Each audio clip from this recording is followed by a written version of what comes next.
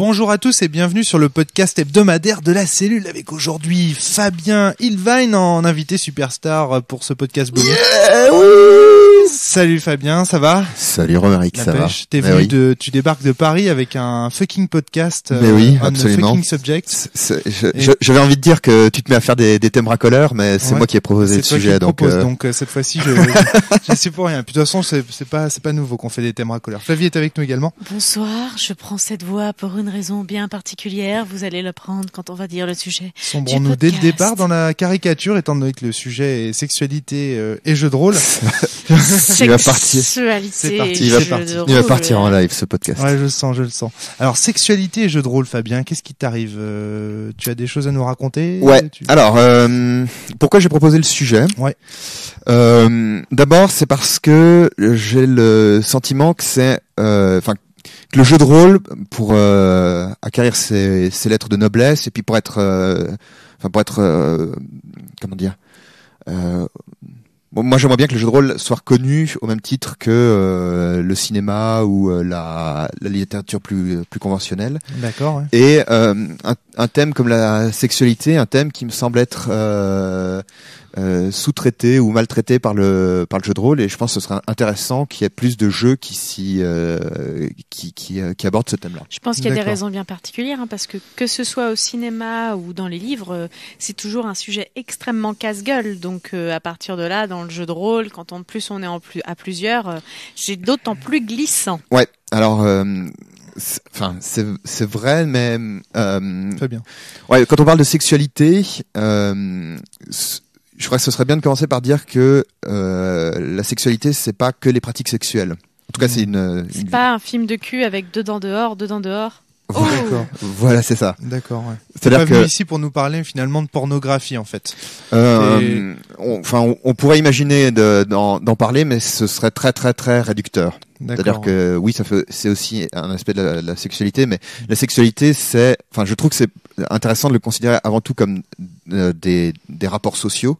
C'est-à-dire le fait. En fait, la sexualité commence pas dans le lit, mais déjà dans l'installation de l'intimité, en fait. Ouais, et même avant, dans un couple, c'est quelqu'un qui reconnaît qu'il a des relations sexuelles, en tout cas, des relations sexuelles au sens large, si j'ose dire. Ouais. Pour préciser rapidement à nos auditeurs, c'est que toi, t'es étudiant en sociologie. Tu fais une thèse. Je fais une thèse de sociaux sur le féminisme, qui est justement un thème dans lequel on aborde ces notions de genre.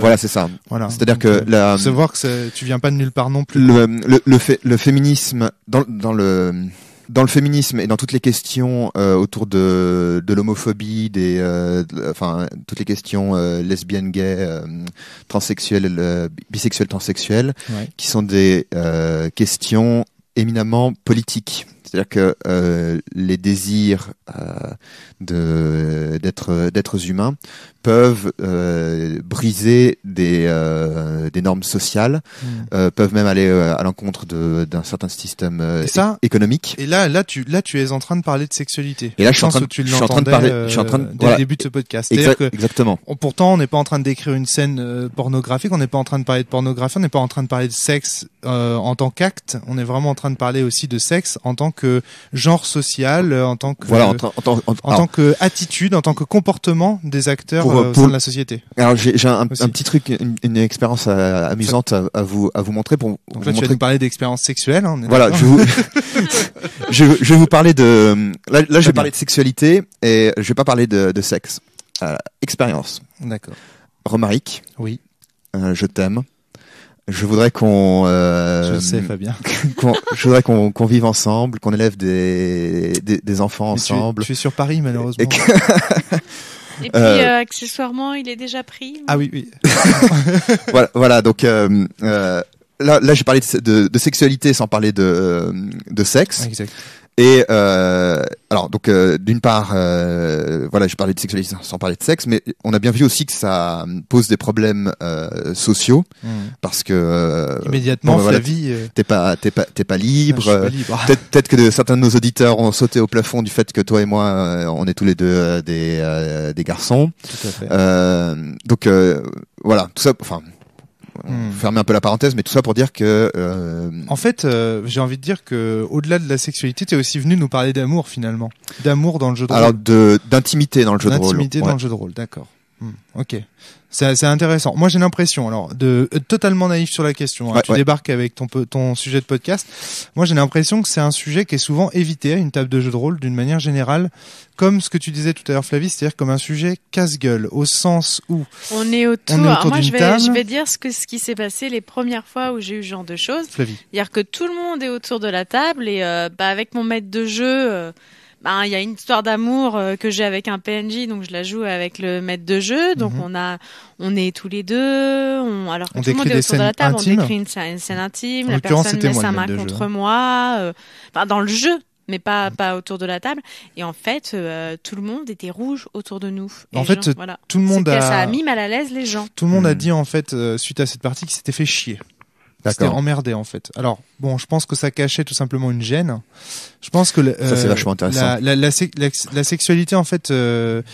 Je pense que chacun la vit. Et son activité, on n'avait pas encore poussé le truc jusqu'où on a pu la pousser en train de entre guillemets parce que du coup on avait plus ou moins joué les scènes d'amour et là on arrêtait assez rapidement. On arrêtait assez rapidement parce que mais on disait qu'il se passait qu'il y avait une scène d'amour qui se passait après le silence. Alors, on faisait des sous-entendus genre un quadrilla ça peut se transformer en n'importe quoi. Je voudrais juste terminer mon idée, c'est que finalement comme en fait autour d'une table, chacun arrive avec sa vision de l'intimité et de la sexualité, je pense que c'est difficile de poser un contrat social sur ces sujets-là. Alors, parce que justement, ça concerne l'intimité. Tu commences à aborder un thème qui est intéressant là-dessus, c'est-à-dire si on veut parler de sexualité en jeu de rôle, qu'est-ce que ça suppose dans les règles et dans la répartition de la parole. Ouais.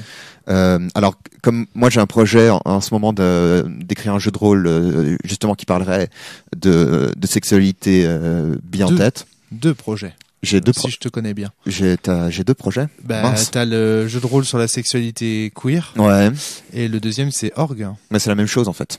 Ah d'accord, ok. Je savais pas que tu avais fusionné les deux. Même si jeu de rôle sur la sexualité, Org, c'est une.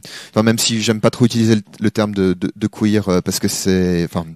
J'ai pas de problème avec le terme lui-même, mais donc quand on parle de queer, pour les auditeurs qui connaîtraient pas le phénomène des drag queens et ce genre de alors c'est plus plus compliqué que ça. C'est un peu pour ça que j'ai pas très envie d'en parler parce que on laisse les auditeurs voir ça par eux-mêmes. Juste rapidement, c'est un terme qui a été très théorisé, qui est très complexe. L'auteur principal là-dessus, c'est Judith Butler, donc trouble dans le genre. Et donc, pour résumer très rapidement, c'est quelqu'un qui s'intéresse à la remise en cause des identités, en disant qu'on soit homo, hétéro, homme, femme, trans ou tout ce que vous voulez, il faut pas se laisser enfermer dans des identités. Et donc, par exemple, être un homme, c'est aussi artificiel que... c'est un construit artificiel, c'est un construit social. En fait, on est tous des travestis. Parce qu'on joue notre genre. Voilà, c'est ça, parce qu'on joue notre genre. Je joue à être un homme. Flavie joue à être une femme. Ouais, d'ailleurs, des fois, ça me pèse un peu. Une femme selon les codes du genre féminin qu'on lui a inculqué, on va dire, durant sa socialisation. C'est ça, voilà. Ok, d'accord. Quand j'ai joué à la Barbie, j'ai vu qu'il fallait porter des jupes. Voilà, c'est ça. Et depuis, tu joues. C'est-à-dire que dans une société où on t'aurait appris à jouer la femme différemment, tu serais féminine d'une manière différente. J'ai un petit truc à te dire là-dessus parce que du coup, je suis un peu confrontée à la construction techniquement de la sexualité du genre sexué de par le fait que je sois avec des élèves, quoi.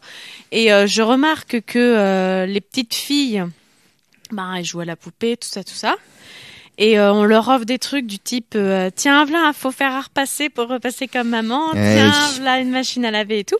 Et en fait, les garçons, on leur offre pas ça. Les garçons, on leur offre pas un balai en disant tu vas apprendre à balayer comme maman. On leur offre des G.I. Joe ou ce genre de choses ou des Transformers. Et il y a quelqu'un de ma famille qui a offert en revanche à mon petit neveu. En plus des G.I. Joe et tout le reste, des aspirateurs ou des trucs comme ça, ils trouvent ça rigolo de jouer avec. Donc comme quoi, c'est pas forcément. Non, c'est défini vraiment par les parents, quoi. Ouais. Alors, je propose qu'on revienne quand même vers sexualité et jeu de rôle. D'accord. On a un peu... C'est intéressant cette histoire de genre quand même. Mais... C'est à bien distinguer de la nature phique de l'individu. C'est-à-dire non, que... alors ouais. Bon, on va peut-être pas rentrer. Ouais, j'ai plein de choses à te dire. Mais ton podcast, il va tripler de longueur si je te parle de ma thèse. Ça roule. Donc pour revenir à sexualité et jeu de rôle, moi j'ai l'impression que le premier truc, il y a pas mal c'est important qu'en fait les règles soutiennent et aident les joueurs à parler de choses intimes. D'accord. À parler plus précisément de sexualité. Je pense que ce serait notamment une bonne idée parce que autour de la table, du coup, ça établirait un contrat social qui du coup éviterait cette petite gêne. Alors là, je comprends pas. C'est-à-dire que tu voudrais que dans tous les jeux de rôle. Non. Ah non, j'ai pas dit ça. Non, mais j'ai dit. Ok, j'ai zappé un truc là. Ce que je dis, c'est que si un jeu dit, moi, je veux parler d'intimité, alors à mon avis, il faut que les règles aident les joueurs à parler d'intimité sans être dans l'inconfort. D'accord. Ouais. Par exemple, moi, un de mes dadas théoriques ou une des réflexions marottes. Une de mes marottes que je me fais, c'est que parler d'intimité en jeu de rôle, c'est un peu comme se mettre à poil. Et se mettre à poil, si tout le monde le fait en même temps, ça passe. C'est un peu bizarre au début, mais ça le fait. En revanche, s'il y a seulement une partie des gens qui se mettent à poil ou seulement une partie des gens qui restent habillés, d'un seul coup, ça fait bizarre parce que il y a des gens qui sont en position, qui s'exposent et des gens qui voient. Et en jeu de rôle, c'est un peu la même chose. Si tout le monde parle d'intimité autour de la table, ça va, ça peut le faire. Ouais. En revanche, s'il y a ne serait-ce qu'une personne qui ne le fait pas, typiquement dans un jeu de rôle avec un meneur de jeu, ça pose problème. Alors donc, si je veux résumer ton idée en 30 secondes, c'est ce que tu es en train de dire, c'est finalement il faut un contrôle social clair de manière à obliger les joueurs dès le départ à savoir quel vêtement on enlève. Alors que tout le monde soit à égalité du point de vue. Pas obligé, mais que le jeu de rôle. Mais qu'on choisit. Non, quand je dis obligé, je veux dire si tu choisis de jouer à ce jeu de rôle là, tu sais que tu acceptes d'enlever ton slip. Ok, voilà. Voilà, c'est ça l'idée. Et alors j'ai deux exemples de ce point de vue-là. Il y a un premier jeu de rôle qui s'appelle Breaking the Ice d'Emily Kerbos, qui est donc un jeu de rôle qui se joue à deux pour raconter des histoires d'amour et qui a été traduit récemment par la boîte à eux, et c'est une excellente chose, dans lequel on se met d'accord au début sur jusqu'où peut aller la sexualité entre les deux personnages. Et ça va de la sexualité n'existe pas à la sexualité existe, et on la décrit explicitement en passant par on sait que la sexualité existe, enfin plus exactement que les rapports sexuels existent, puisque là on parle bien de rapports sexuels et pas de sexualité en général, existent, mais on les montre pas. On dit moi ça arrive, mais on les décrit pas. D'accord, ok. C'est-à-dire qu'on choisit son niveau, si j'ose dire, on choisit si c'est interdit au moins de 14, au moins de 16 ou au moins de 18. Exactement, c'est exactement comme ça que c'est décrit. Et mon autre exemple, c'est Les cordes sensibles de Frédéric Sintès, qui est pas un jeu spécifiquement sur la sexualité, mais qui est un jeu sur l'intime en général. D'accord. Et qui est un jeu donc qui peut se jouer à plus de 2, ça peut se jouer à 4, je crois, au maximum. Et dans lequel justement il y a pas de meneur pour cette raison-là. Je pense que Frédéric ne me contredirait pas. C'est vraiment parce que ça permet à tout le monde de parler de son intimité. D'accord, ok. J'ai fait à égalité. J'ai fait une partie une fois des cordes sensibles avec quelqu'un qui regardait à côté, et c'était très gênant, très inconfortable. Ouais.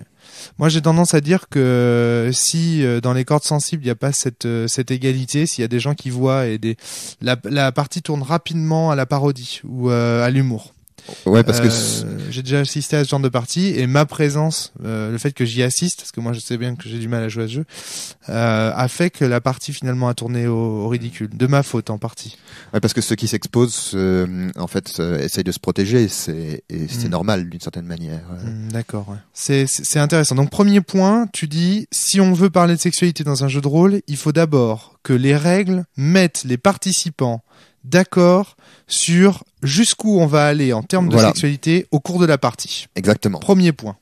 Je fais juste un petit rappel. Il y a récemment, j'ai rencontré avec toi un vieux rôliste qui disait que il avait pas besoin de ça, par exemple pour mettre de la sexualité dans ses parties, et que lui il en avait bien avant. D'accord. Et là, évidemment, on dit pas que c'est dans les jeux de rôle. D'accord. Et on dit pas que ça peut pas exister sans. On dit que ce serait quand même mieux qu'il y ait des règles pour le soutenir. D'accord. Donc là, ce que tu veux dire, Flavie, c'est que bien sûr, il n'y a pas besoin de règles spécifiques pour obtenir de la sexualité. On peut obtenir de la sexualité dans Donjons et Dragons, bien que les règles soient davantage faites pour simuler mais par le contre, combat du coup, et ça pose l'affrontement des avec des gobelins soucis dans les autour de souterrains. la table. Mais Je pense que ça pose des soucis autour de la table parce que le contrat social n'explicite pas exactement comment les mettre en place et du coup les gens se sentent un peu inconfortables, quoi. Ouais. Ça veut pas dire qu'il y en a jamais eu avant dans les jeux de rôle, de dire qu'il y a des jeux de rôle qui en parlent. Oui, on a tous vécu un moment où on est dans la taverne et on se tape l'aubergiste, quoi. Mais bon, ça veut pas dire qu'il y a jamais eu ça avant, mais qu'on peut le faire mieux. Et souvent, ouais, dans les fois où dans les parties de jeux de rôle traditionnels dans lesquelles j'ai pu parler de sexualité, effectivement, ça tournait à la dérision ou à la caricature parce que effectivement, la caricature, c'est un moyen de protéger un moyen tout à fait sain, de protéger son intimité. Son intimité. Donc c'est-à-dire qu'en fait, dans les jeux de rôle, on va dire pour lesquels les règles ne sont pas vraiment faites pour ça, on a de grands risques de tomber dans la caricature. Dans les caricatures ou alors dans le fait que tous les gens soient gênés et voilà. Ce qui revient au même. Et alors, j'en veux pour preuve aussi que je crois que tous les jeux de rôle que je connais qui parlent qui veulent parler de sexualité sont des jeux soit qui sont des jeux à deux, type Breaking the Ice, donc que je mentionnais Emily Carbos, Slay With Me de Ron Edwards, dans lequel il y a c'est des aventures à la Conan le barbare avec un monstre, une amante ou un amant, et on interagit. Soit c'est des jeux dans lesquels on se met d'accord au début et le plus souvent il n'y a pas vraiment de. On peut aussi citer dans les jeux à deux sortis récemment aux écuries de. Ah oui, exact, tout à fait. Le jeu de rôle de Lionel Janra. Ouais, alors là ça va encore plus loin parce que c'est pas seulement l'intimité par la parole, c'est aussi l'intimité physique des joueurs qui est. Là on se met vraiment à nu. On se met vraiment à nu, ouais. Du coup là on peut dire qu'on se met à nu et tout nu. Oui, tout à fait. Exactement. Ouais. Mais là aussi, c'est un jeu à deux. Ouais. Le Lionel explique que la partie a pour but d'exciter les participants et mener à terme, même si on peut y jouer avec son meilleur ami, sans pour autant rentrer dans. Ouais, il faut quand même que tu puisses embrasser ton meilleur ami sur le sexe, il me semble, ou même sur la bouche. Ouais, d'accord. Okay. Donc, je préférerais éviter que tu joues avec ton meilleur ami. Moi, j'ai vu Fred et Lionel y jouer ensemble. J'étais encore en position de voyeur et ça a pas du tout tourné à la caricature, je peux vous le dire. C'est bien, c'est qu'ils étaient en confiance avec toi. Ouais, voilà, c'est ça. Mais c'est bon, voilà, chacun avait accepté aussi. Il y a quand même d'entrer dans le trip de romance érotique et accepter les règles de romance érotique. Il y a quand même une exception, je crois, Apocalypse World de Vincent Baker. Alors j'ai pas joué à ce jeu, mais de ce que j'avais retenu des règles, tu peux faire des sex moves.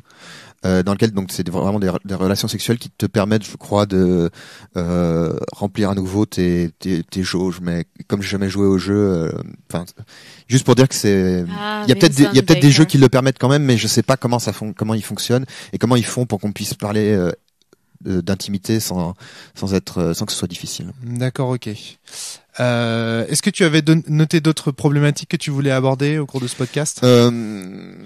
Moi j'ai quelques questions. Vas-y, sinon ça viendra. La question en fait du genre justement dans le jeu de rôle et de la caricature qui est faite en fait alors en particulier de la femme, je trouve, mais aussi de l'homme, du genre féminin et du genre masculin. Et des homos. Et les homosexuels. Ouais, je pense aux elfes. Alors qui n'a jamais entendu dire dans une partie que les elfes étaient des PD? Que les elfes sont des PD, ouais. D'ailleurs, c'est souvent moi qui les joue, quand on fait de la fantasy. Ouais, non, mais après. Je sais pas, c'est une représentation des homosexuels qui est assez terrible. Donc ça c'est pareil. Moi je pense, alors tu vois, c'est pour ça que c'est dommage qu'on ait interrompu la première conversation sur le genre. Ouais. Je pense qu'on peut la reprendre à ce moment-là. Moi il me semble quand même que dans les bases de jeux de rôle, je dis pas dans les parties parce que j'assiste pas à toutes les parties de jeux de rôle qui se déroulent en France, bien sûr, ou dans un pays francophone. Mais il me semble que dans les bases de jeux de rôle, les personnages, qu'ils soient féminins ou masculins sont très genrés. C'est-à-dire qu'ils sont presque caricaturaux du sexe qu'ils incarnent. Il y a un beau terme pour ça, c'est le dimorphisme sexuel, c'est-à-dire l'idée que... parle pas de Guy. C'est le fait que les corps soient extrêmement, soient déformés en fonction du sexe. Ouais. Moi, c'est un truc qui m'avait frappé. Alors, c'est pas un jeu de rôle, mais en jouant à WoW, les hommes, je parle des êtres humains. Les hommes sont vraiment World of Warcraft. World of Warcraft. Ouais, pardon. Les hommes ont vraiment des épaules très larges et les femmes ont vraiment une poitrine, qui défie les lois de la gravité. Donc. D'accord, ok. J'ai envie de te dire, il y a c'est sur Slay With Me la présentation. Ah oui, la couverture est la couverture est quand même assez outrancière, quoi. Ouais, effectivement. Donc c'est pas un truc que de jeu de rôle. Alors non, ça fait partie en fait du canon, je pense, de Ron Edwards. Que d'avoir en fait ce qu'il appelle lui-même une babes, c'est-à-dire une femme de la hard fantasy de cette époque-là, si j'ose dire. C'est-à-dire dans Conan le barbare, toutes les femmes, absolument toutes, sauf les pauvres, sauf les paysannes et les vieilles aussi, et les personnes âgées, sont effectivement laides.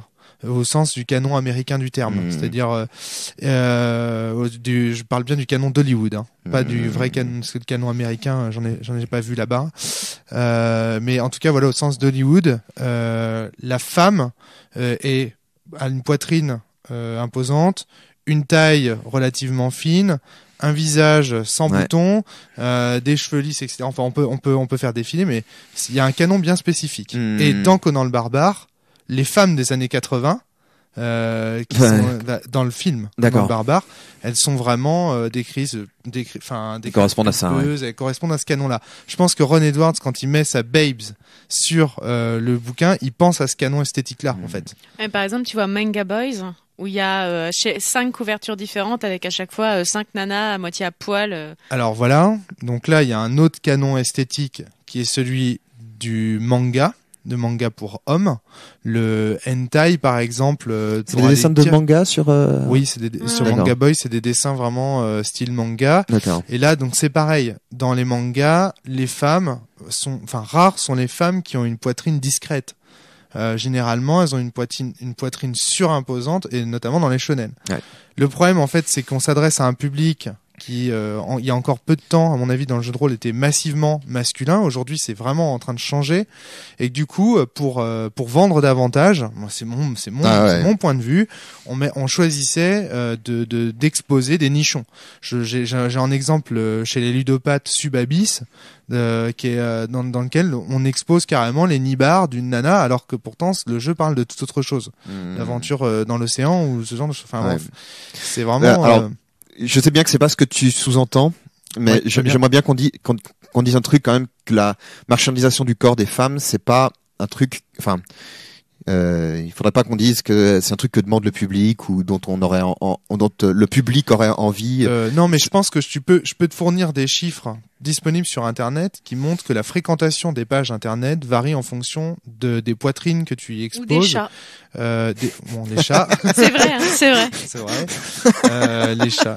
Il y a notamment Marcus, chez Marcus, sur No Life, qui prétend que lorsque son chat apparaît à l'écran, l'émission est visionnée, je sais plus combien de fois de plus, enfin bref. Et donc il fait apparaître son chat à l'écran. Donc en fait, moralité, quand vous voulez vendre un jeu de rôle, vous mettez une femme à poil et un chat. D'où les femmes guerrières au gros sein, qui est aussi une. Mais ça, moi, je pense qu'on peut pas passer à un sujet jeu de rôle et sexualité sans parler de cette pratique qui consiste justement à mettre le corps des femmes en avant pour faire vendre du jeu de rôle. Dans les illustrations, dans les illustrations. Parce que dans les textes, ça apparaît pas. Ça apparaît. Alors, je fais la grimace. Je suis pas sûr que ça n'apparaisse pas non plus dans les textes. D'accord. Comment ça c'est-à-dire qu'en fait, les femmes dans les textes de jeux de rôle, par exemple, les femmes qui commandent. Et il y a un truc sur lequel je voudrais dont on a parlé en préparation du podcast, Fabien, qui va permettre. Tu m'avais dit une fois qu'il y avait une manière de distinguer les films. Ah oui, exact. Comment t'as appelé ça? Je sais plus exactement ce que c'est, mais j'ai noté qu'il y a dans le jeu de rôle il y avait la même chose. En tout cas, c'est intéressant. Les films. Oui, il y a 3. Sexistes. C'est pas exactement ça, mais c'est intéressant pour voir la place des femmes dans les films, de se poser 3 questions. Voilà, c'est ça. D'abord, est-ce qu'il y a 2 personnages féminins est-ce qu'il y a deux personnages féminins parlants dans le film? Première question. Alors, voilà. Star Wars, on y arrive difficilement parce que il y a évidemment Princesse Leia, mais il y a également la sénatrice Mon Mothma qui apparaît à la fin dans le, je sais plus si c'est dans le 1. Dans le 6. Putain, faut aller les chercher, hein. Donc enfin, je parle des la première trilogie. Ouais, de la seule trilogie. Il y a eu une autre trilogie pour Star Pardon, Wars. non, il n'y a pas de trilogie, oui. Jar Jar Excuse-moi. Je croyais. Bon, ensuite, la deuxième question à se poser, c'est est-ce que ces deux femmes parlent ensemble? Ouais. Donc là, déjà, Star Wars, c'est fini. Et si on peut penser à d'autres films, Matrix, il dépasse pas le premier. Il dépasse pas le premier, je crois. Enfin bon. Et la dernière question à se poser, c'est est-ce que quand ces deux femmes parlent ensemble, elles parlent autre chose que d'hommes? Et alors là, messieurs, accrochez-vous à vos chaises parce que quand on fait ce calcul-là, moi, depuis que tu m'en as parlé, j'ai fait ce calcul et mon Dieu, c'est incroyable, c'est hyper dur de trouver un film dans lequel ces trois conditions sont réunies. Vraiment. Notamment dans les blockbusters. Notamment dans les blockbusters. Parce que, par exemple, des films comme La La leçon de piano et tout, non, je parle des blockbusters. Si, il y a eu Sucker Punch. Mais forcément, les protagonistes, c'est que des femmes. Ouais, et puis là, question marchandisation du corps des femmes, on peut en parler. Ouais. Et pour toi, c'est la même chose dans le jeu de rôle, alors? Ben oui. En fait, c'est super difficile. Je prends par exemple mon exemple. Quand tu m'as parlé de ça, j'ai tout de suite pensé à Sens. Je me suis dit, putain, dans Sens, est-ce que ça marche? Et j'ai été inquiet parce que il y a pas tant de femmes que ça dans Sens. Azilise, elle parle pas beaucoup, la pauvre. Etc. Et je me suis dit, putain, la vache. Solipsis, pendant toute une période, on pense que c'est un garçon. Dans mon jeu, c'est quand même super spé. Enfin bon, moi j'ai des homosexuels, ça va, je suis un peu à l'abri du sexisme, mais bon, quand même, c'était limite, quoi. Et tu vois, on s'en rend pas compte, en fait. Mais je pense que dans les produits culturels qu'on consomme. J'ai regardé il y a pas longtemps la base de Warhammer, et dans les personnages, il y a plein de femmes. Mais il y a plein de femmes, mais elles ont pas quel est leur rôle? Eh ben, chaque fois, elles ont des rôles, ça peut être important, il y a des pisteurs, elles ont des rôles, c'est jamais pour les pêcheurs. Ce serait pas plutôt la guérisseuse? Non, la guérisseuse, c'est un guérisseur. La prêtresse. Non, j'étais justement étonnée parce que j'avais pas mal de choix. Justement parce que j'aime bien choisir. Il y avait des exemples, tu vois. Et c'était plutôt Warhammer, intéressant. c'est un jeu assez récent aussi. Tu plaisantes? Non, le Warhammer, le jeu de rôle. Non, même le jeu de rôle, c'est un des plus vieux. Là, c'était une réédition. La réédition est assez récente. Ouais, là, date du début des années 2000. Le livre qu'avait Benjamin était vachement récent. Oui, mais il date du début des années 2000. La deuxième édition de Warhammer. Mais bon, parce que le jeu lui-même, il date des années 80. Moi, j'ai pas l'impression, en tout cas, que dans aucune de mes parties de jeux de rôle et dans les jeux que j'ai eu la chance de lire, ces trois conditions. Les conditions de Fabien. Moi, je sais qu'une fois, on m'a fait la réflexion. Enfin, juste, voilà, ça a peut-être rien à voir, mais voilà. J'étais maître de jeu, et il y a un joueur qui s'est permis de me dire que comme j'avais pas une grosse voix pour jouer les hommes, et ben du coup, il y croyait moins. Alors ça a peut-être rien à voir, mais voilà, il y a peut-être un petit peu aussi de ça pour moi c'est vraiment une machisme un peu latent pour voilà, c'est la place de la femme après dans le milieu du jeu de rôle en général. Là c'est une question vraiment moi je suis pas spécialiste de cette question. J'ai l'impression qu'il y a de plus en plus de femmes dans le milieu du jeu de rôle. Après l'autre jour j'en parlais à Sylvie qui travaille aussi sur ces questions de féminisme et tout ça à l'UDESCO, et elle me disait que oui, il y a de plus en plus de femmes dans le milieu du jeu de rôle, mais regardons un petit peu au niveau de la place des maîtres de jeu, est-ce qu'il y a beaucoup de femmes à maîtriser des parties? Et là effectivement il semble y avoir comme un espèce de plafond de verre. Aussi parce que pour le patriarcat, d'une femme qui pour le sexisme, d'accord. Une femme qui dirige, c'est difficilement pensable. Il suffit de voir, combien y a-t-il de femmes directrices, présidente directrice générale d'un groupe coté au CAC 40? Je sais pas, j'en sais rien. 0. Bah il y a Bettencourt, non?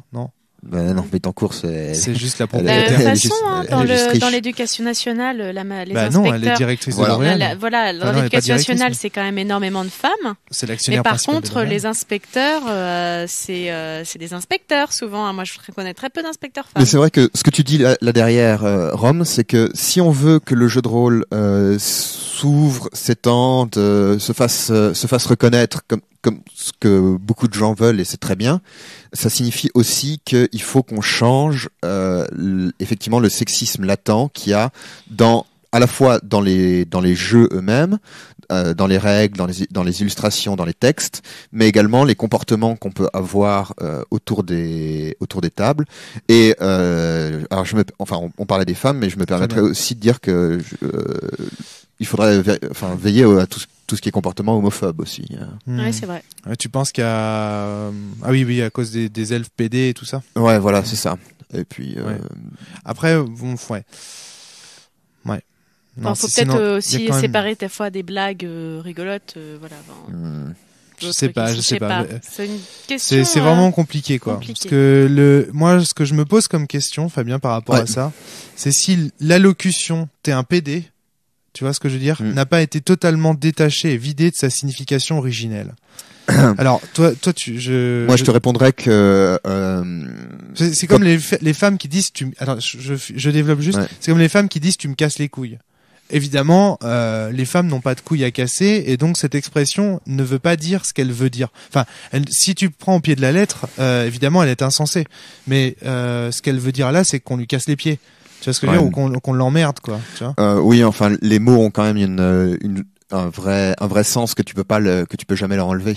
Il y a une dimension, le problème de fond, c'est d'utiliser la supposée homosexualité de quelqu'un comme une insulte. Et tant qu'on fera ça, ça supposera que être un homosexuel, c'est quelque chose d'inférieur, de moins bon, plus faible, etc., etc.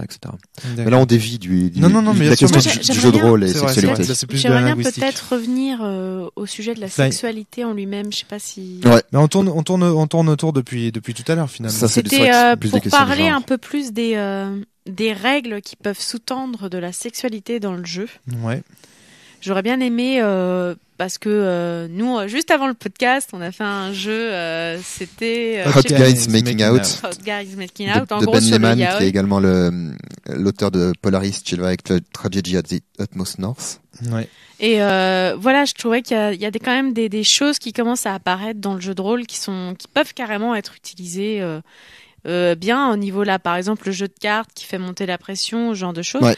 Et je pense que avec ce genre de choses, on peut carrément ramener de la sexualité dans certains jeux où il y en aurait pas. Enfin, alors, on pourrait peut-être s'inspirer de ce genre de jeu pour pouvoir créer des petites choses dans les jeux plus Là, j'ai l'impression que dans la question de Fabie, il y a l'idée qu'il faudrait que la sexualité arrive dans des jeux de rôle. En fait, elle est déjà là dans les jeux de rôle traditionnels, donc pourquoi pas créer quelque chose ? Moi, je suis pas d'accord avec ça. C'est-à-dire, on peut faire un jeu de rôle sur la sexualité. On peut faire un jeu de rôle qui parle de sexualité, mais faire débarquer de la sexualité dans un jeu de rôle traditionnel, je sais pas, ce serait. Bah mais elle est déjà présente, donc pourquoi ne pas l'aider ? Enfin, moi, j'ai la sensation que ça.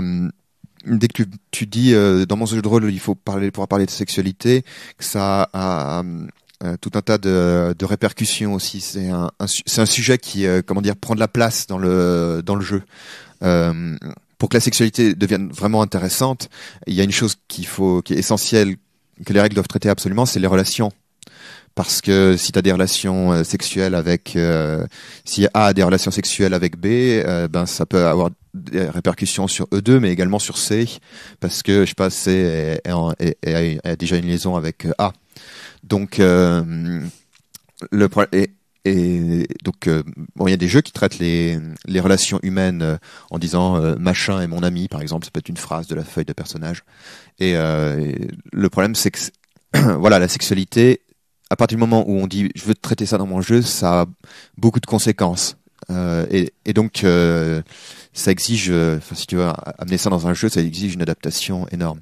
Et alors l'autre truc, c'est que si tu amènes ça, je pense pas que tu puisses parler de sexualité de manière intéressante dans n'importe quel univers. Parce qu'il y a plein d'univers où la sexualité des personnages n'est pas un problème ou elle est pas, en tout cas, elle est pas problématisée. C'est-à-dire tous les problèmes de féminisme, de patriarcat, d'homosexualité, enfin d'homophobie plus exactement, dont on parlait jusque-là, sont des problèmes qui sont évités ou pas mentionnés dans beaucoup d'univers de jeux de rôle. Moi, je pense que l'univers, c'est le système en fait qui fait la diff. C'est-à-dire que par exemple, tu prends un système comme celui de Donjons et Dragons, où là, clairement, le système t'invite à choisir des équipements pour être le meilleur dans le donjon, ou en tout cas pas forcément le meilleur, mais le plus utile possible. Là, c'est clairement pas le but du jeu. Enfin, on aurait tort de jouer par une exemple, scène. un jeu comme Vampire, je suis désolée, il amène assez facilement à avoir des relations autour. Enfin, c'est pas le système, mais le canon amène. Tu vois, c'est comme quoi c'est l'univers aussi est vachement important. Le canon Vampire amène à avoir des relations autour de la table. Et pourquoi pas avoir des relations sexuelles. Est-ce que c'est le canon Vampire ou est-ce que c'est les livres que tu as lus avant d'Anne Rice et ce genre de choses? Je suis d'accord avec Flavie dans la mesure où le vampire est un symbole qui est éminemment sexuel. Tout à fait. Et du coup, dans un jeu comme ça, est-ce que ce serait pas utile de pouvoir le jouer sans avoir le regard un peu gêné des autres? Juste pour étaler ma science et puis pour aller dans le sens de Flavie, toujours, il me semble que chez Jung, la morsure, c'est la morsure dans le rêve, c'est le symbole de d'un désir sexuel fort. Il me semble qu'il y a quelque chose comme ça. À fond. Moi, je pense que les premiers auditeurs qui sautent au plafond en nous écoutant parler de sexualité et dire ouais, la sexualité est pas très bien traitée ou etc. Quoique c'est pas vraiment ce qu'on est en train de dire. C'est les joueurs de vampires. Parce que je pense que parmi les joueurs de vampires et les joueuses de vampires, il doit vraiment y avoir beaucoup de gens qui ont et qui entretiennent des histoires d'amour. Moi, c'est mon premier jeu de rôle. Et dès le départ, on a joué une histoire d'amour impossible à la Roméo et Juliette entre Karim qui jouait un personnage très mère et moi qui jouais un personnage salubrien. Tu vois, j'y ai pas joué longtemps, mais dès mon premier scénar, moi je jouais une Ravnos et Ced il jouait un Malkavien. Et dès le premier scénar, le Malkavien se prend d'obsession pour la Ravnos. Alors pourquoi ? Parce que dans le système, qu'on se le dise, il y a des jalons qui sont posés pour jouer ce genre de choses. Premier jalon, l'humanité, qui est ce fameux système de points que l'on gagne ou que l'on perd, fonction des actions que l'on fait avec son vampire, si elles sont humaines ou non. Sachant que l'humanité c'est vachement subjectif comme truc, tu vois. Donc comment ça amène la sexualité ? Alors, en fait, le fait de chercher à regagner son humanité, ça amène aussi à ressentir des sentiments humains. Et le sentiment humain le plus haut, pour la religion chrétienne, qui est toujours présente dans une histoire de vampire, c'est l'amour. D'accord, l'amour de son prochain, etc., etc. Enfin, mais c'est le plus bas jalon, si j'ose dire, qui est posé. Culturellement, l'amour, c'est quelque chose qui est. Le deuxième jalon, c'est dans les caractéristiques principales, la présence de apparence, de charisme et de manipulation, qui sont quand même trois grandes compétences que l'on prête au jeu de la relation sociale, oui, mais de l'amour également. Et puis enfin, et à mon avis, c'est la majeure, c'est cette idée de lien de sang, qui est en fait, si tu donnes ton sang à un autre vampire, d'abord le sang de vampire procure et c'est bien précis dans la base, une sensation de plaisir presque plus forte que l'orgasme. Et ensuite, plus tu as de liens de sang, c'est-à-dire plus je te fournis de mon sang et plus tu tombes amoureux de moi. Tu as besoin de moi. Oui, au troisième stade, t'as une obsession dont tu ne peux plus te séparer. Je me souviens plus des détails exacts, stade, mais en tout cas. Tu sens de l'attirance. Deuxième stade, ça devient obsessionnel. Troisième stade, t'arrives plus à te défaire de cette idée. Faut que tu sois régulièrement en contact de la présence de la personne. L'individu. Ça me dit vraiment rien. Mais et donc, ce que tu es en train de dire, c'est que le système prévoit, en fait, à un moment donné, qu'il va y avoir des histoires d'amour. Mais qui va pas jusqu'au bout, c'est ça? Mais malheureusement, voilà, c'est ça. C'est-à-dire que malheureusement, à partir du moment où cette histoire d'amour a lieu, là, on se retrouve assez dépourvu. On sait pas vraiment comment la jouer. Il y a pas vraiment de caractéristiques qui permettent. Parce que tu vois, charisme, apparence, manipulation, tout ça, c'est bien pour emmener quelqu'un dans son lit. Ouais. Mais il y a ensuite, tu vois, il y a comme un espèce de truc où ça tourne à vide, quoi. Alors, mais bon. c'est là que Christophe nous a dit une fois, on en parlait en préparation du podcast, que nous avec Vampire, on faisait du narrativisme à la vanille. Alors il nous disait ouais, vous jouiez, je précise ça aussi pour nos auditeurs parce qu'ils nous entendent souvent dire ça. Vous jouiez un peu, c'est là qu'en fait les règles de Vampire on les laissait complètement tomber et qu'on jouait finalement sans les règles de Vampire, nos histoires d'amour détachées totalement à l'arrache en fait, sans en roue libre, on peut vraiment le dire. Mais parce que vous aviez en fait des règles implicites entre vous qui vous permettaient et aussi parce que vous étiez suffisamment en confiance. On avait un contrat social. Voilà, mais qui nous permettait de pouvoir le faire. Parce que ouais. Tandis que moi, quand j'ai joué à Vampire et qu'il y a eu ça avec Ced, moi je vous connaissais pas encore trop bien à l'époque parce que c'était les premiers moments où je traînais avec vous et je suis désolée, on n'a pas poussé le truc plus loin parce que je me sentais pas du tout prête à faire ça. Ouais, d'accord, ok. Et oui, pour revenir à ce qu'on disait au début, il me semble que si un jeu de rôle veut parler, il faut que ces règles de contrat social soient explicitées et même que les règles poussent les gens à se poser la question en début du jeu et à se dire voilà jusqu'où je veux aller ou plus exactement voilà jusqu'où le jeu me demande d'aller et j'accepte d'y aller. Parce que ce que je trouvais sympa dans Vampire finalement, c'était que c'était amené d'une manière subtile. Il y avait trois jalons on va dire qui amenaient les gens là-dessus. Ouais. J'ai peur que si tu mets finalement le sexe ou la sexualité au centre de la règle, ou en tout cas que tu en parles dans la règle de manière explicite, j'ai peur que les joueurs soient trop invités. C'est ce que tu disais en fait, c'est que le sexe, la sexualité a tendance à attirer les joueurs en fait, qu'ils le veuillent ou non. C'est-à-dire que s'il y a possibilité d'avoir de la sexualité dans un jeu, si les règles prévoient, j'ai peur que les joueurs y aillent très très vite. Et tu vois, finalement que ça devienne presque surréaliste, quoi. Qu'on arrive. D'ailleurs, dans Hot Guys Making Out, là, c'est la partie que je vous ai vu débuter. On voyait que parce que la sexualité était au cœur du jeu, la moindre description que vous faisiez était suivie d'un petit clin d'œil, d'un plissement de l'œil qui signalait déjà. Même de la même manière que, Okay. Alors que dans la vie de tous les jours, la sexualité arrive sans crier gare. Mais de la même manière que depuis le début de ce podcast, chaque fois qu'on dit grand, chaque fois qu'on dit glissant ou tout ce que vous voulez, ça prend immédiatement une connotation sexuelle. C'est ça. Parce que le sexe est est présent à l'esprit pour nous. Ouais, exactement. Et donc ce que tu voudrais dire, c'est que pour toi, il faudrait pas que ce soit trop explicite. Voilà. Est-ce qu'on peut vraiment parler de sexualité dans le jeu de rôle ? C'est-à-dire, est-ce que vraiment c'est possible ? Parce que si tu mets une règle qui amène les joueurs à parler de sexualité, est-ce que ça va pas les amener trop vite vers soit la caricature, soit vers l'acte sexuel ? Je sais pas, ça dépend peut-être du canon que tu joues aussi. Peut-être qu'il y a des jeux où on peut le prévoir. De la même façon qu'on prévoit qu'on peut tuer des gens, et c'est pas pour ça qu'on va le faire. Peut-être que du coup, le canon n'amènera pas forcément directement à ça. Alors. Ça, c'est super compliqué, ces questions. Moi, ma réponse là-dessus, c'est une réponse, je reviens aux histoires de relations. À mon avis, pour que la sexualité reste quelque chose d'intéressant, c'est-à-dire de pas caricatural, et qu'en même temps, elle soit pas quelque chose de débridé, je pense qu'il faut que les relations des personnages soient en jeu.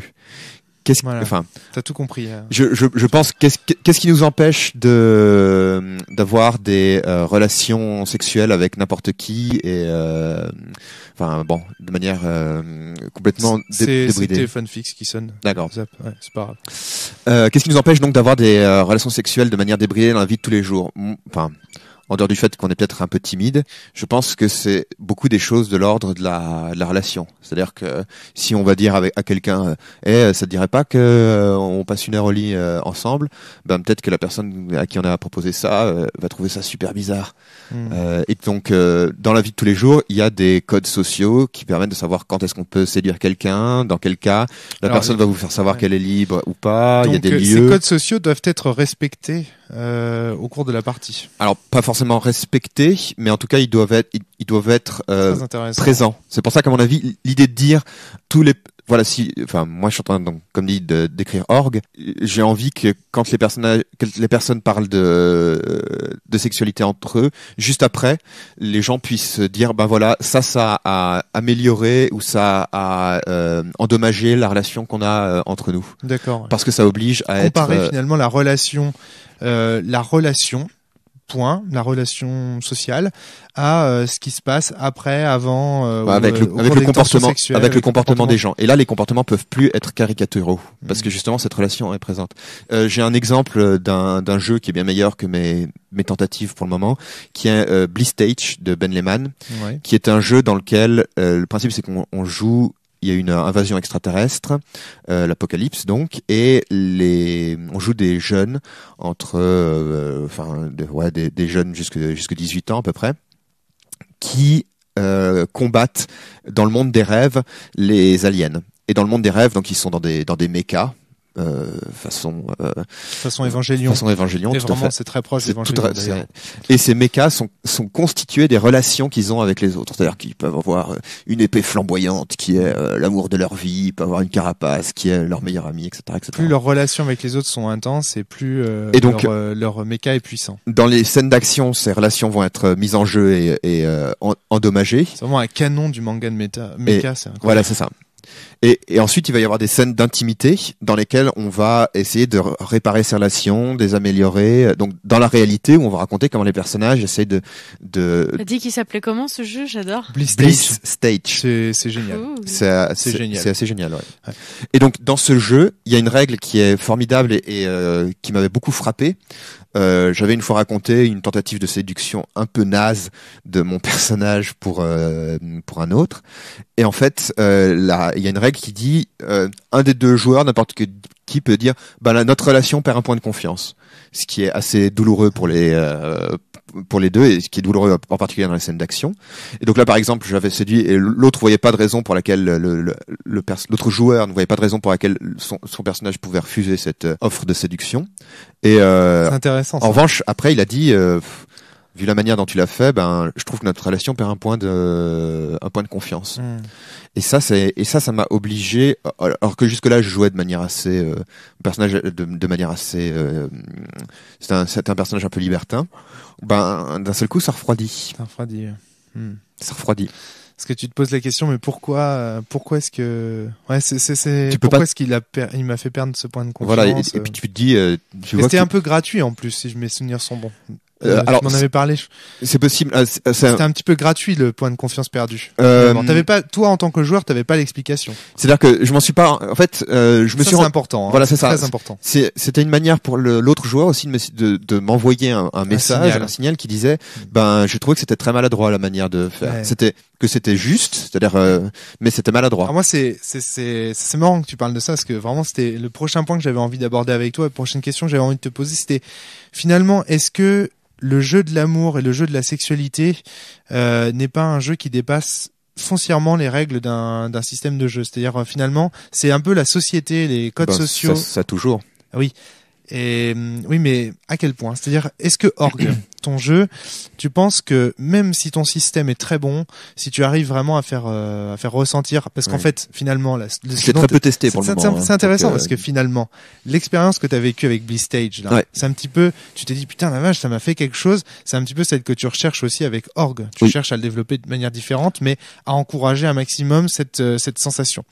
Mais j'ai envie de dire, est-ce que dans une société dans laquelle la sexualité serait vue d'une manière totalement différente, bon, je pense à certaines sociétés libertaires, certains même courants libertaires dont j'ai entendu parler dans des magazines divers qui prônent par exemple la totale liberté sexuelle dans le couple, voilà exactement. Est-ce que Org provoquera le même effet ou est-ce qu'il va pas tomber un petit peu à plat? Et puis tu vois, comment est-ce que tu peux prévoir, anticiper dans les règles d'un jeu, les règles qui seront celles de la société à laquelle tu vas t'adresser? Alors, que ce soit dans Org ou dans Blistage, est-ce que c'est possible de parler de sexualité dans un jeu? Que ce soit dans alors j'ai un truc à te dire après ça. Ouais. Mais dans Org comme dans Blistage, alors Org je précise que je l'ai pas beaucoup testé pour le moment. Hein, donc, d'accord. Mais je m'inspire énormément de Blistage. Donc dans Blistage, on te dit pas c'est une société homophobe, donc quand tu fais un acte homoérotique, tu perds 2 points de.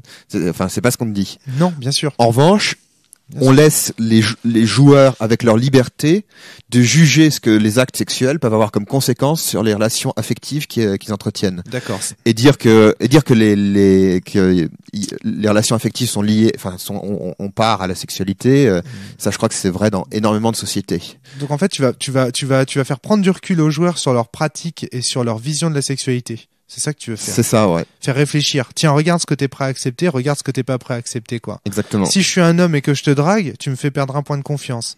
Tiens donc. Qu'est-ce que ça veut dire? Qu'est-ce que ça signifie? Voilà, par exemple. Ouais, c'est ça, c'est ça, tout à fait. Donc en fait, ouais, d'accord, c'est un jeu en fait dont les règles amènent à réfléchir sur sa sexualité en fait. Alors oui, et puis c'est pas la même chose que aux conséquences. Plus exactement aux conséquences. Alors dans Bliss Stage, c'est pas forcément la sexualité, hein, ça peut être l'intime en général ou l'affectif en général. Ouais, tout à fait. Mais en quoi l'affectif peut avoir des conséquences sur les relations l'intime peut avoir des relations sur l'affectif. Je crois que Flavie voulait dire quelque chose. Ah d'accord. Excuse-moi, j'ai cru que tu le micro levé. Poilonné.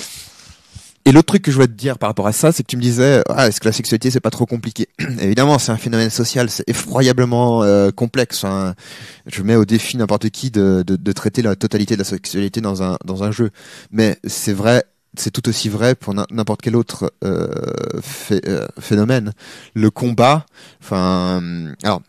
Ouais. J'ai encore un truc à dire après ça, mais le combat, par exemple, personne n'arrivera à traiter un combat de manière. J'ai pas du tout envie de dire réaliste, parce qu'à mon avis, les règles n'ont absolument pas à faire de la simulation ou à simuler la réalité, plus exactement, ou à être réaliste. Mais le combat est un phénomène extrêmement complexe. Ce qui est intéressant dans un jeu, c'est de prendre des règles et que ces règles poussent les joueurs à traiter un thème particulier. Et donc, ce thème, ça peut être sexualité, conséquences sociales de la sexualité, ça peut être comment arriver à optimiser le comportement de groupe pour être sûr de buter un maximum de monstres. Ça c'est intéressant. Voilà. En fait le truc c'est que c'est lié à ta croyance en fait que le combat ne doit pas être réaliste. Et moi je la partage. C'est-à-dire en fait, je pense que ceux qui veulent faire du réalisme en combat, c'est des gens qui se disent tiens, on va aller regarder dans la réalité ce qui se passe pour évaluer si des règles sont bonnes ou pas. Genre, oh mais non, mais c'est complètement incohérent que ta balle passe à travers du béton armé ou je sais pas quoi. Parce que regarde, si on le fait l'expérience dans la réalité, et là, tac, on fait l'expérience dans la réalité, on regarde, et ben voilà, ça passe pas. Donc c'est pas normal. Ça me fait penser à un truc, mais je sais plus le jeu. Je demande si c'est... Quel est le jeu de rôle déjà où il y a une table pour les accouchements difficiles? C'est Rollmaster. Rollmaster. Je me demande. Oui, non, mais Rollmaster, c'est typiquement le genre de. Voilà. Est-ce qu'il y a une table pour les performances sexuelles? J'aimerais bien. Est-ce que si un des éditeurs le sait, j'aimerais bien qu'il mette un message sur le blog. Alors, il y a un jeu. Je voudrais juste terminer et puis sur cette histoire. En fait, un système de règles, c'est comme un moteur physique d'un jeu vidéo. Si vous avez décidé par vos règles que une balle ne traverserait plutôt un mur en béton armé, eh ben c'est votre choix et, en fait, le système comme pose ça. L'ontologie du monde dans lequel on va jouer. Ouais, alors là c'est des mots un petit peu compliqués, mais c'est exactement ça. Attention parce que tu es en train de. Par exemple, tu pourrais faire passer en contrebande l'idée que les règles doivent simuler la réalité. Non, c'est pas ce que je veux dire. Elles doivent simuler la réalité qui t'intéresse pour défendre le message que tu veux. Non plus. C'est si par exemple pour prendre un jeu comme Monostatos, mes règles ne simulent pas le fait que la réalité est dans Monostatos il y a énormément de souffrance, le désert c'est un lieu de souffrance. Dans ton système il y a l'un des premiers trucs qu'on marque c'est la souffrance qu'on a. Oui, tout à fait. Mais en même temps, on n'est pas en train d'essayer de. Non, parce qu'en fait, toi, dans ton jeu, Fabien, ce qui joue, c'est la crédibilité.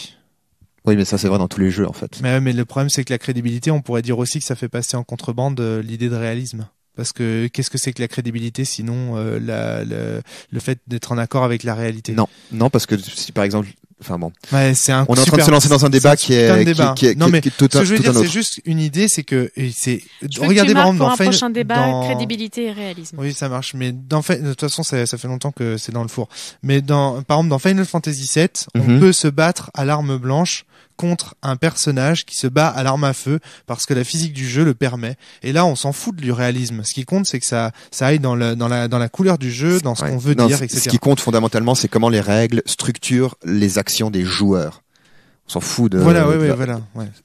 Et donc, si les règles poussent les joueurs à aller aborder des thèmes de sexualité et les poussent de manière qui leur soit pas désagréable, où ils se sentent en sécurité, etc., ben on pourra avoir un jeu qui permet beaucoup plus intelligemment d'aborder les thèmes de la sexualité qu'un jeu dans lequel on dit étant donné que tu es une femme, tu as tant de % de chance d'être séduite par telle D'accord, ouais. Donc situation. pour toi, les règles simulent non pas une forme de réalisme physique. Elles ne simulent pas une physique, elles servent à guider les joueurs dans leur création. C'est ça, tout à fait. Ouais, d'accord, ok, ça marche.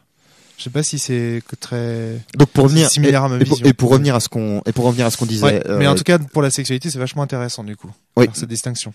Parce que je crois qu'il y a beaucoup de gens aussi qui pensent que les règles sont là pour simuler une physique, comme moi. Voilà. Et pas pour simuler. Or, pour parler de la sexualité, c'est quand même beaucoup mieux d'avoir des règles qui parlent aux joueurs. Mettre les gens en confiance. Ouais, non, c'est intéressant, ok.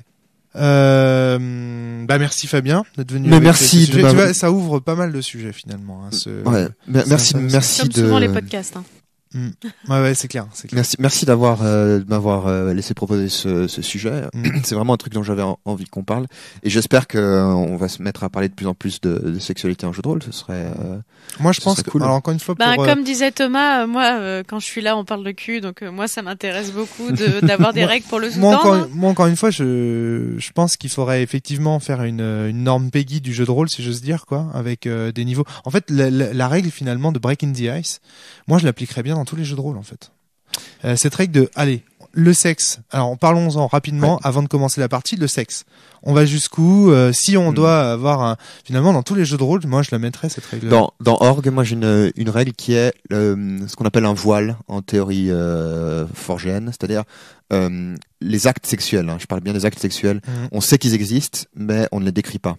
D'accord, ok, ouais. Alors il y a d'autres raisons pour ça aussi, mais c'est d'abord pour que les joueurs soient en confiance.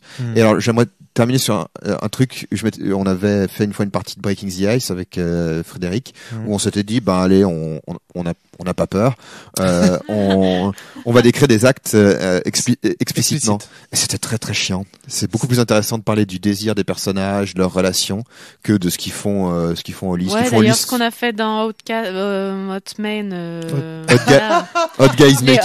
Making Out, c'est que on a surtout traité du moment où on se drague et au moment où ça allait passer à l'acte, on a décidé que c'était fini parce qu'en fait c'était plus intéressant. Ouais, voilà. On a décrit ce que c'était Hot Guys Making Out. On va peut-être en parler quand même. On va dire c'est un jeu pour faire du yaoi. Voilà. Le yaoi, donc c'est un genre du manga qui est écrit par des femmes pour des femmes. Et en gros, oui. Et qui met en scène une homosexualité masculine idéalisée, plus ou moins, c'est ça? Oui, avec généralement un des hommes qui représente l'homme et un des hommes qui représente la femme. Voilà, c'est très genré, c'est ça ce qui est un peu paradoxal, mais bon. Là, par exemple, dans la notion de genre, là, l'homme qui fait la femme et l'homme qui fait l'homme, ils ont pas le même genre et ils ont le même sexe. Ouais, tout à fait. C'est ça? Ouais, cool, j'ai compris. Et donc c'est un jeu dans lequel pour une raison que je ne connais pas, ça se joue durant la guerre civile espagnole. Entre un gentilhomme espagnol parce qu'ils sont franco. Non, même pas. Je pense parce que et donc entre un gentilhomme espagnol et son jeune page ou son jeune je sais pas vraiment écuyer, ou son jeune ami, exactement.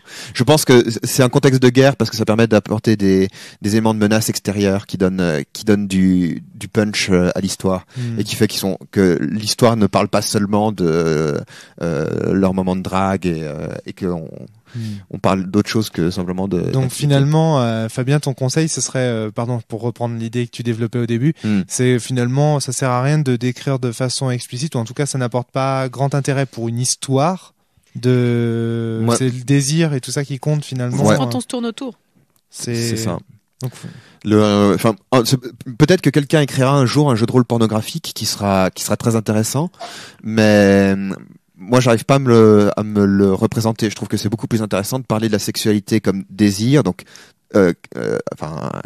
avant l'acte sexuel, si on a envie de dire, et puis comme et comme cause, c'est-à-dire qu'est-ce que ça a comme conséquence sociale, qu'est-ce que ça a comme conséquence dans les relations avec les autres. Après, est-ce que le jeu de rôle pornographique, rien à voir avec des baguettes, des raquettes de tennis, je sais pas quoi. Mais quoi qu'il en soit, je pense que c'est plutôt les jeux finalement un peu sexuels qu'on peut avoir quand on est avec sa nana et qu'il y en a un qui joue à Batman. Ah, ça je ne sais pas. Voilà, c'est ça. Mais non, mais je pense qu'il y a beaucoup de gens, tu sais que moi, quand je parle de jeux de rôle à des adultes, il y en a beaucoup. Il y a beaucoup de gens qui me regardent le sourire en coin, je te dis, en me disant, tu dois bien t'amuser, coquin. Donc ça veut dire que tu vois. Le podcast de la cellule va exploser son nombre de visiteurs avec jeux de rôle et sexualité dans son. Non, je pense non, pas. je pense pas, non. Je pense pas, même pas. Tu vas avoir un nombre d'auditeurs, ça va être ouf. Peut-être pas les auditeurs que tu voulais. Je crois pas. Si on met pas un truc avec des gros seins sur Pourquoi tu me regardes quand tu dis ça? Oh, il y a des éléments qui vont être coupés, mais ça va être formidable. Non, mais parce que. Oh, je voulais juste t'embêter. Tu pourras couper. Non, mais attends, franchement. Tu vas avoir du travail. Non, même pas, je couperai pas. Je laisse tout, j'ai toujours tout laissé, je laisserai tout. C'est bien. Comme ça. Bravo, Rome. Voilà. Et les seuls trucs que je coupe de temps en temps, puisqu'on en est à parler de ça, c'est. T'as qu'à te mettre à poil sur la photo. Des petits blancs, dans la voix ou ce genre de choses. C'est tout. Vraiment, c'est tout. Bon, allez, ça n'a rien à voir avec la sexualité et le jeu de rôle. Merci Fabien d'être venu. Merci pour beaucoup nous présenter ça. à vous deux. Ne serait-ce que la notion de genre et tout ça, je trouve ça vachement intéressant. Ouais. Ça permet aussi de discuter avec des gens de caricatures qui nous dérangeraient au cours de parties et tout ça. C'est très très très intéressant. Et puis on espère moi j'espère personnellement, j'ai un cri du cœur, que le jeu de rôle, étant donné que aujourd'hui il est pratiqué de plus en plus par des femmes, j'espère qu'il y aura aussi de plus en plus de femmes qui vont nous maîtriser des parties, parce que vraiment, je trouve scandaleux que en convention ou autre, on puisse entendre des réflexions sur la manière dont maîtrisent les filles et sur les parties maîtrisées par les filles. Voilà, Sylvie en parlait à l'UDESCO, mais toi aussi Flavie t'en parlais, d'avoir des réflexions de joueurs qui disent tu parles pas avec une grosse voix, donc tu peux pas jouer des personnages charismatiques. Bon, j'ai envie de répondre à cette personne, et toi t'as pas une voix de femme, donc tu peux pas jouer un personnage féminin. C'est un petit peu stupide. Donc voilà, ça Voilà. C'est ton coup de gueule de la. C'est pas un coup de gueule, mais bon, ce serait cool de réfléchir un petit peu à ces comportements et puis d'essayer d'encourager aussi les filles à se lancer et voilà, ce serait bien. Ce serait bien. Et puis qu'est-ce que je voulais dire aussi? J'avais une question à te poser, toi qui connais bien ce truc-là. Moi, je ne joue jamais de femme. Ouais. J'ai peur. C'est grave, docteur? J'en sais rien, je suis pas médecin. Ah merde, putain, c'est con. Je pensais que. Il est en sociologie, pas en psychologie. Ah merde. Bon, c'est pas. Et le truc, c'est qu'à côté de ça, j'arrive jamais. Moi, j'ai envie de te dire, si t'es pas en confort à l'idée de jouer quelqu'un de l'autre sexe, ne le fais pas. Sauf si le jeu, et si un jeu te le demande, tu joues pas à ce jeu. D'accord, ok. Ou alors il faut jouer seulement avec des gens qui sont en. Breaking the Ice me l'avait demandé. Oui, tout à fait. Ouais, mais j'avais quand même joué. C'est très bien. Ouais. Mais bon, voilà, c'est vrai que d'une manière générale, moi j'hésite à. Toi, moi, je joue toujours des filles. Tu joues des hommes? J'ai déjà joué des hommes, ouais. Moi, j'ai joué les deux avec plaisir. Ouais. Moi, j'ai l'impression que je vais avoir plus de difficultés à rentrer dans un personnage féminin. Alors, moi, ce que je pourrais te dire, et voilà, ça dérape. Non, moi, ce que j'ai envie de te dire, c'est que on peut avoir une réticence légitime à se dire j'ai peur d'être caricatural en jouant une femme. Voilà, c'est exactement ça. T'as tout compris. C'est mon problème. Alors à partir du moment comme je veux pas l'être, je pense que c'est très sain comme question à se poser parce que ça veut dire qu'on a conscience du fait que on est porteur on est tous porteurs de caricatures. On est porteurs des contradictions qu'on dénonce, n'est-ce pas? C'est clair. Mais à partir du moment où tu as ça en tête, c'est à partir de ce moment-là que tu peux te dire voilà, si je me rends compte que je joue une caricature durant le jeu, je pourrais le rectifier. C'est aussi parce que je suis quelqu'un qui aime vachement vraiment entrer dans ses personnages, vivre l'aventure à travers le personnage et tout. Et je pense que du coup, comme je favorise à fond le jeu d'acteur, presque la prestation. Si je voulais vraiment aller jusqu'au bout du. Non, Vas-y, développe. Je m'engage sur un terrain glissant. Là. Mais n'aie pas peur. J'ai presque envie de te dire que c'est difficile de jouer une femme. Que c'est difficile de jouer une femme, c'est déjà une forme de sexisme parce que tu supposes que tu es imperméable Exactement. aux émotions. J'aime que tu me dises ça. T'as déjà joué un je sais pas, un noir ou un asiatique. Carrément ou, à fond, plein de fois. Ben voilà, ils sont aussi Ouais. Toi et moi, on est blancs. C'est très intéressant ce que tu dis. C'est-à-dire que il y a aussi c'est déjà une forme de formes. sexisme chez moi parce que ça supposerait que les femmes auraient des particularités du fait d'être des femmes. C'est ça. C'est ça. Et que ces particularités-là, tu ne pourrais pas les comprendre. D'accord, ça marche. Que ça resterait à l'extérieur de. Moi, je sais toi. j'ai joué mais plusieurs hommes. C'est vrai. La première fois que j'ai joué un homme, j'ai joué de façon caricaturale parce que je jouais un russe, voilà. Et les autres fois que j'ai joué des hommes, je les ai joués comme je me jouais moi. Et j'ai pas du tout changé qui j'étais et c'était très bien comme ça. Très bien. Et j'ai même envie de te dire, Romaric, que tu peux être un homme et jouer un homme de manière caricaturale. Oui, tout à fait. Hein. Ouais. C'est-à-dire te dire voilà, je surviriliser. Exactement. Ouais, non mais bien sûr. Jouer un macho. La caricature, on n'en est pas à l'abri quand on joue. Donc tout ça pour te dire que. Donc il faut que j'arrête de me limiter quoi. Ou alors il faut que tu joues Romaric brillant quoi, parce que tu peux. Enfin. C'est toujours ce que je fais. Hein. Non mais c'est vrai. C'est vrai que t'aimes bien jouer des philosophes. J'aime bien jouer des philosophes qui aiment bien se prendre le chou, qui sont des érudits. Ça peut être une démarche, mais pour terminer ce que je disais tout à l'heure, ça peut être vrai pour n'importe quel autre type de discrimination sociale. Tu peux pas jouer un vieillard parce que racial, ou tu peux pas jouer un ouvrier parce que t'es pas ouvrier et que c'est un certain type de position sociale en termes de classe. Enfin, bon. Tu vas pas jouer un enfant. D'ailleurs, c'est vrai que tu joues pas les enfants. C'est compliqué. C'est la conclusion la plus longue du monde, je pense. Ouais, et je pense que ça fait 3 fois qu'on se dit au revoir. Qu'on se dit au revoir. Au revoir. On aime ça tellement, voilà, c'est ça. On aime ça. Allez, à bientôt tout le monde. Au revoir. Ciao. À bientôt, salut.